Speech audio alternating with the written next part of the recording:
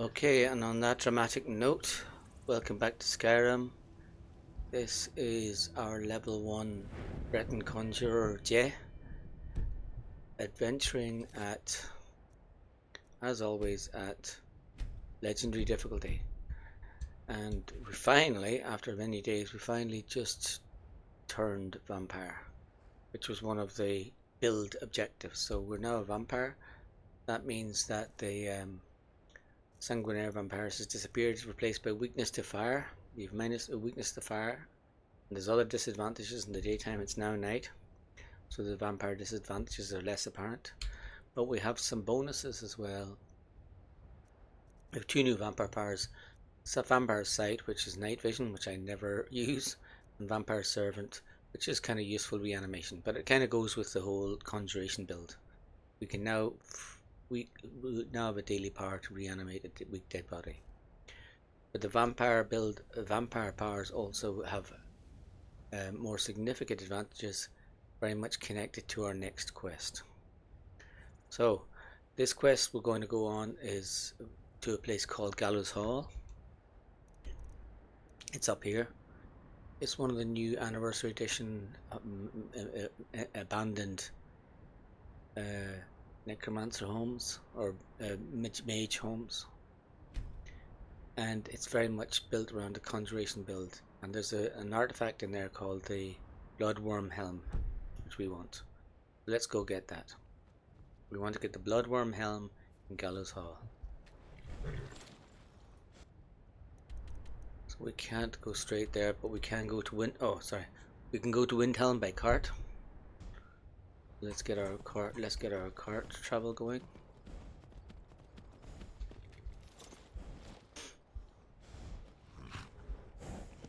Need a ride? Don't like those eyes you got. Where do you want to go? Windhelm. Climb and back and we'll be off. Ever been to Windhelm? Oldest city in Skyrim by some accounts. They say the big old palace there was built by Ysgramor's palace.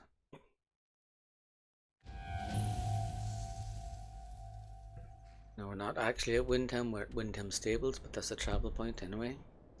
And from here we want to travel southwest. So let's follow, there's our marker.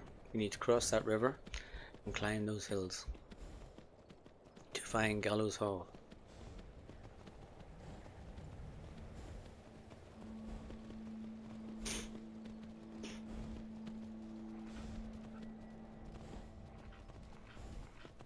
We need to go above that waterfall.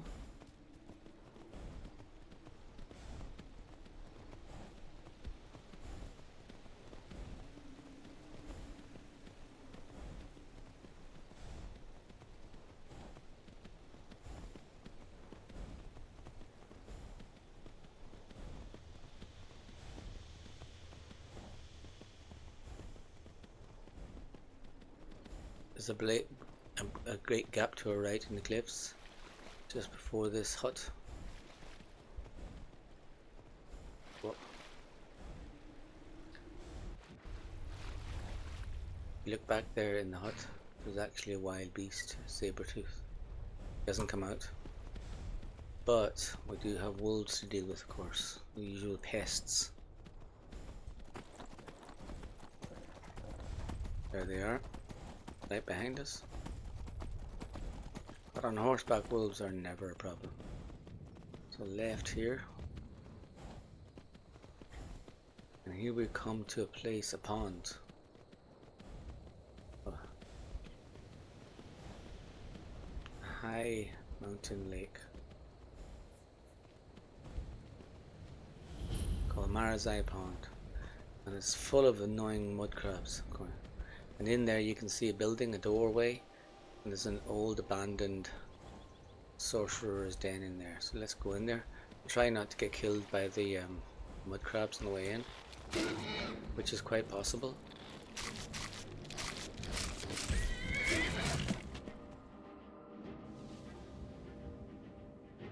Now let the horse fight off the mud crabs. Save here. And this is Gallows Hall. Let's look around.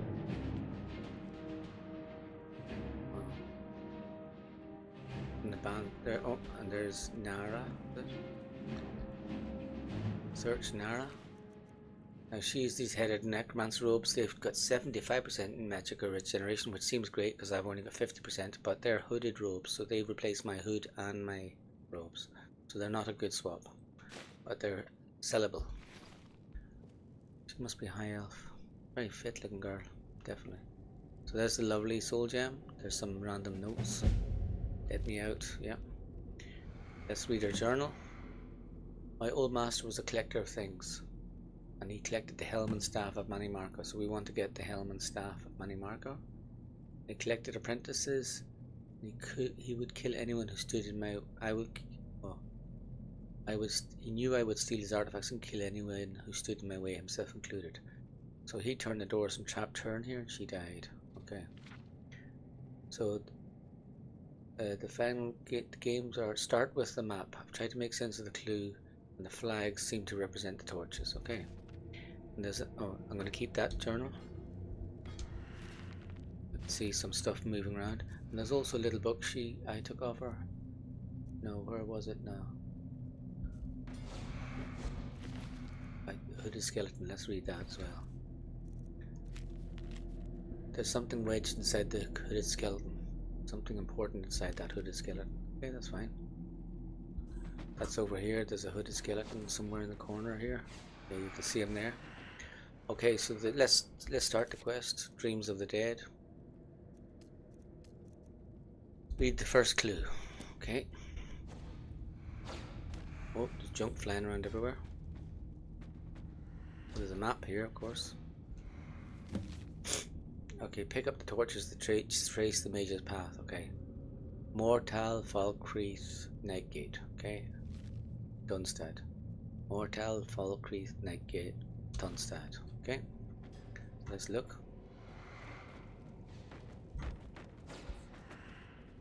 Falkreath. Okay, it's probably backwards. You know, go back. Mortal.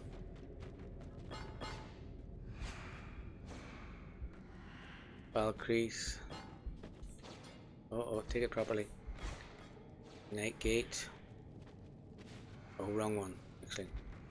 Nightgate. And then Dunstad. Bingo. Pick up the fallen staff.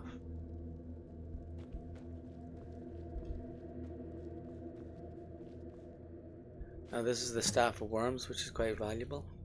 I never actually used it in previous quests really, but it says it's a necromancer staff, which is very appropriate for a conjuration build, because necromancy is just a sub build of conjuration. So reanimate dead body, but interestingly it's a permanent, so it creates a dead thrall for you, not a temporary one. So very powerful. And what's our next quest line item? Find a use for the staff. Okay, so this is something interesting in this dead body. See, the skeleton can't get at it, so let's animate it. And search now. And there we go. The Arch Necromancer's key. So there's a safe with looking for a key. And here we have all the items here. The second clue, loads of jewellery, a useless hide shield, or Chalcum ingot. And very importantly, we've got the Bloodworm helm. So let's take a look. We now have this famous Staff of Worms, and we also have the Bloodworm helm. And you can see why we wanted the Bloodworm helm. Conjuration spells cost 25% less to cast, so it's a huge boost to our conjuration build. And damage against the undead increases by 25%. So if you're fighting undead, which is most of the Draugr in most of the dungeons, that's good. But that 25% damage is really important for our build, because we are a vampire. And the way this enchantment works is every enchantment when you're wearing this helmet is increased by 25%. So that means all our gear enchantments are increased by 25%. Let's put the helmet on. Well, let's look at our enchantments now without the helmet. Have we got anything enchanted? Yes, we have. There's the mage backpack, right? Carrying capacity is 75, magicka is plus 20. Let's take a look at the magicka. Okay, sorry, we flipped. It was Alt and Tab there. Let's take a look at magicka. See, fortify magic is 20. Yeah, see that? So yeah, the backpack does exactly what it said, 75 and 20. So now let's let's put on the helmet and take the mage backpack off and on. Now it's put on with the helmet. Let's take a look at its actual effects. See, mage backpack, now it's 93 and 75 and it's 25 magic instead of 20. So all the bonuses of my enchanted items are now increased by 25% because I'm undead. So being a vampire and having the bloodworm helm is a fabulous. Effectively gives you necromage at level 1. Now, I'd be quite happy to leave now and get out of here, but I can't because we have to complete the quest to unlock the door. Just take a look. Yeah, no way out. Okay, so let's complete the quest. Read the second clue. I've got that in my hand.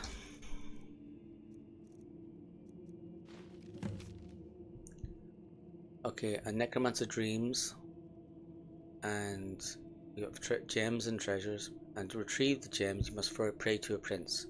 So I need to sleep to make a dream, which is obviously in that robe there. Sorry, there's bedroll. But no, first we have to pray at a shrine. Now this is why it's very important. What the order of things is very important. It's convenient that we changed to a vampire this morning, because if you pray at a shrine you automatically cure all diseases. So the vampirism disease that I had would have been cured by this shrine, and we didn't want that. So now we're already a full vampire, it's not a disease anymore, we can pray away. So there's Vermina, and actually Vermina is quite a nice little... Vermina is a Daedra goddess, and she gives you a conjuration boost and an illusion boost. That's up here. So conjuration boosts my build, and also because I'm a vampire I'm good at illusion, so it's very much on build. That's a really useful bonus to have, the conjuration and illusion boost. But we had to do it anyway because it's part of our plan. And here's the void salts. Now I think I stole void salts in Arcadia and I didn't need to. I've forgotten that they were here. Yeah, I needn't have bothered stealing them. Anyway, it's done. So remember that again, don't bother stealing any void salts before coming in here. Now we have to sleep, to dream.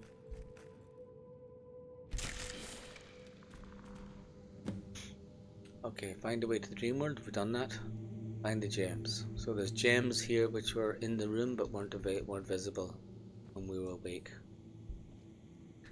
So the gems must be on a body in a coffin. There's one which I think was available. We get them when we're awake. All those things are available.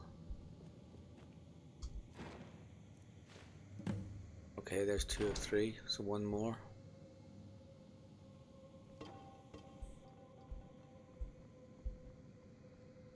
Hold on a second, did I miss one? No, that's done. No, can't reach that one.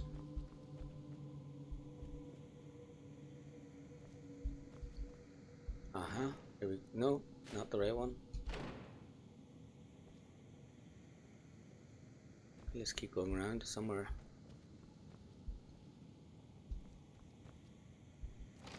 There we go.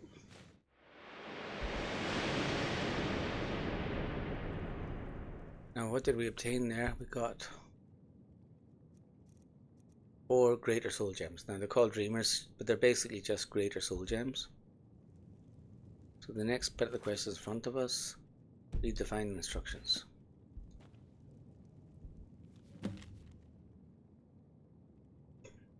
You must place them, the greater gems, on the altar of the Revenant and turn greater to black. Okay? Steal that. So let's use the same soul gem holder. Place the soul gem. And see, Nara's going to give me an extra free hooded robe. See? Very good, thank you, Nara. Place the soul gem. Place the soul gem. Place the soul gem. Now activate the altar. And see, this is the very power of this altar. It converts greater soul gems to black soul gems.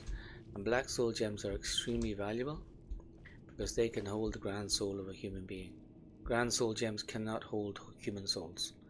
So if you want to fill a grand soul, you normally have to kill something like a mammoth or a giant, which is hard work, whereas you can kill some pesky bandit and get a grand soul.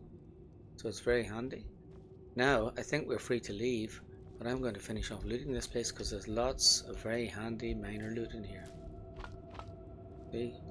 Especially alchemy, lots of nice alchemy ingredients. And we do like alchemy. That's part of my build. Not enchanting, not smithing. Look at the lovely gems, my goodness. Potions galore. Daedra heart. Oh, that's hard to get normally. Skeever, charred skeever hide. I think that's for restore health. Oh goodness, look at this. 7 grand soul gems. That's filled. It's filled grand soul gems. Each of them is worth 500. That's 3,500 gold in one item, one set of items. It's amazing. Okay, so that's fabulous loot. Now I want a sword. Yep, more soul gems. Very valuable piece of jewelry. Oh, yummy. 2 more nice black soul gems. And over here you see a huge trove of valuable metals.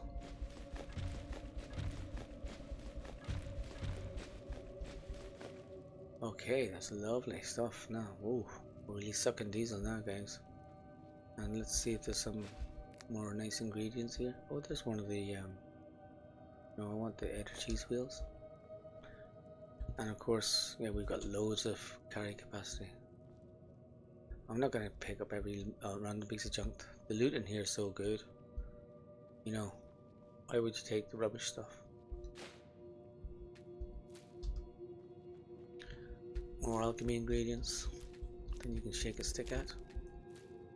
Okay, now our way up out is up, but there's the stairs down as well. Let's explore that. Before we go down there, let's save.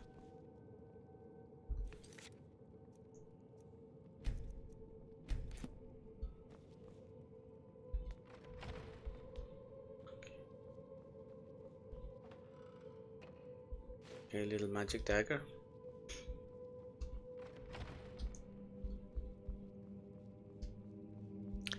And now here's another helm, another very valuable magic helm. But it's not valuable for me. We read the notes on that helm. Apparently the wizard's apprentice got the wrong helm first. The enchantments are for a warrior, okay? Yeah. So that's a warrior. So let's take a look at it. I got the blood armor. This is a conjurer's helmet, but the other one is where is it? Helm of Oran Bearclaw. There it is there. And it's a heavy armor. You know, heavy armor, stamina and stamina. Okay, so that's for people doing stamina attacks. This kind of minor loot. Oh, there's a spell.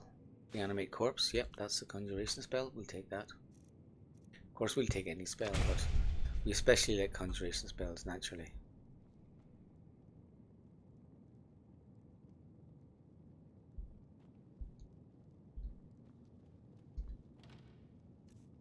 No, not taking clothes. No. Old, yep. There should be a necromantic healing spell here somewhere. No. It's not absolutely essential, but maybe it's downstairs. Robes of minor destruction. Oh, they're valuable. Yep, valuable loot. Now there's a final basement level.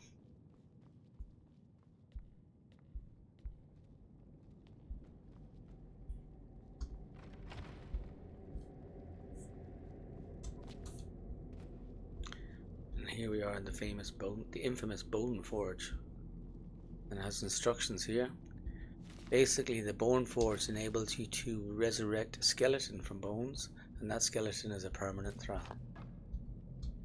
So, if you're a necromancer, this house is an absolute must. sorry, yeah, so if you're that build of Conjuration that raises the dead, then this is your go-to place. I'm not, so I wouldn't be using the Bone Force, but yeah, definitely. You get a free, you can build yourself a thrall, permanent thralls here. Very nice. Oh, necromantic healing is here. This allows you to heal undead. So obviously it's useful if you're a necromancer because you can heal your undead and keep them alive until, especially for the permanent thralls, you know, the ones that don't disappear after 60 seconds, you can constantly heal them. So a very nice combo if you want it. But all I did was loot everything and I'm happy with my loot.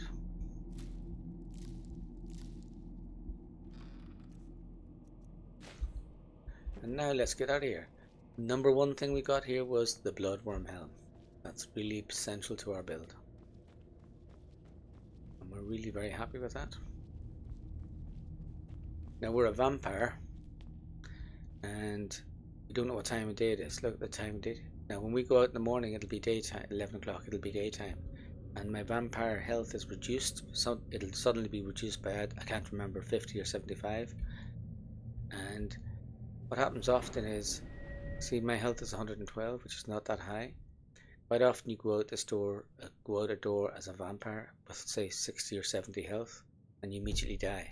So we've got to be careful about going outdoors during daytime. The best thing is to wait till night, but all we have to do here is save and we're at full health, so we should be okay.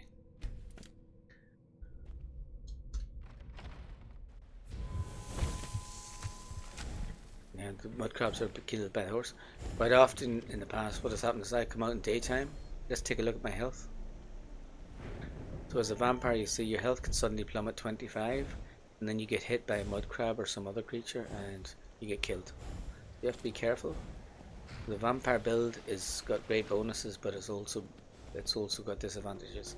So effectively on Legendary Edition you're already glass cannon, and with Vampire and Legendary Edition you're glass cannon squared. So that's great. That's a really important part of my build. I've acquired the Bloodworm Helm, and that's going to make all my enchanted items much more powerful. It's cool. So let's wrap there.